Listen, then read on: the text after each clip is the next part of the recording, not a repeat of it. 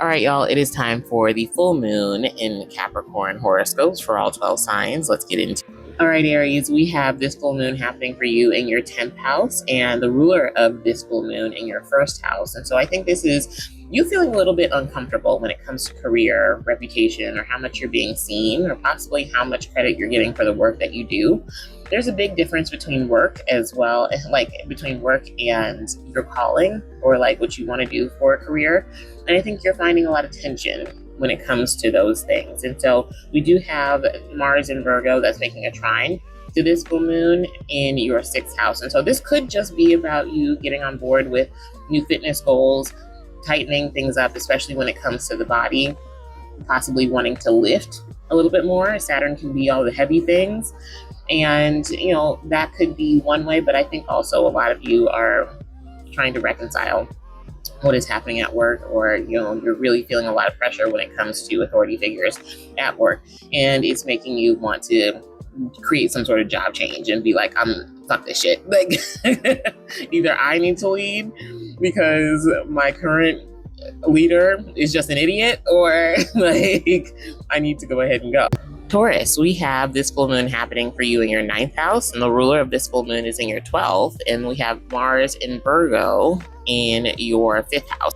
Taurus, frankly, I think you're sick of everybody's shit, and then you just want to go off and travel on your own or be elsewhere. When we have a full moon in your 9th, there is a lot of focus on hard work and the achievements of that hard work that might come through such things such as a graduation. But mostly what I think is this can be a lot of like just burnout. And so you're needing some time away from all of the grinding and everything to be able to come back and be a bit more refreshed. When we are looking at the 5th house, we're looking at where are we having fun? Where are we getting a little bit romantic? And so could this be a long distance relationship? Absolutely. But it could also just be travel or meditation or getting into a new occult practice or study for fun. Gemini, we have this full moon happening in your 8th house. The ruler of this full moon is in your 11th house of friendships.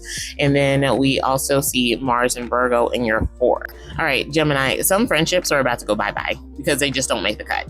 And I know I say that with every sign at least once with every lunation, but it's your turn. So when we are talking about changes that are happening with the 8th house full moon, it's really you, one, appreciating the friends that have really been your allies and support systems, but then it's cutting off the ones that just are of the past, or this could be bringing back friendships from the past and letting maybe relatively newer ones or ones that just are not healthy anymore, letting those go. Oh, also this could be rebudgeting because you're trying to create some sort of new situation, especially when it comes to real estate, home, security. You're tightening your belt as well, financial.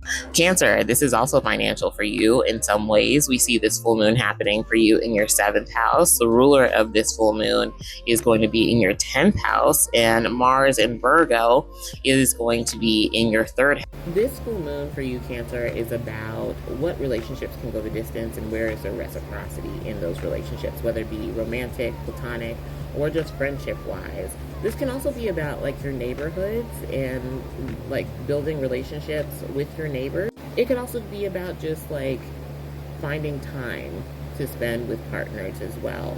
When we're looking at this full moon being ruled by Saturn and Aries, Aries can be about a lot about like not conquering or like usurping something, but like getting up from underneath oppression.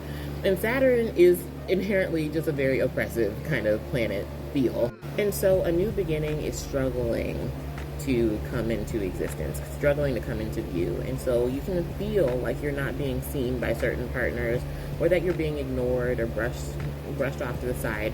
What we can also see is maybe that you are finding that there isn't any reciprocity, or that certain relationships are coming back up from the past. The opposite of a new beginning is something that's always been there. And essentially you're asking, is this worth my time? Because Saturn is going to be your time. Aries is going to be the energy. So essentially you're asking and talking and having conversations about, can we kind of overcome together the issues that we had and therefore are we going to put our time and energy into this. All right, guys, that is part 1 of the horoscopes for the full moon in Capricorn. We will be back with part 2 very shortly. Actually, if this video is up, then parts 2 and 3 are already up. So go ahead and check those out, and I will see you guys in the next.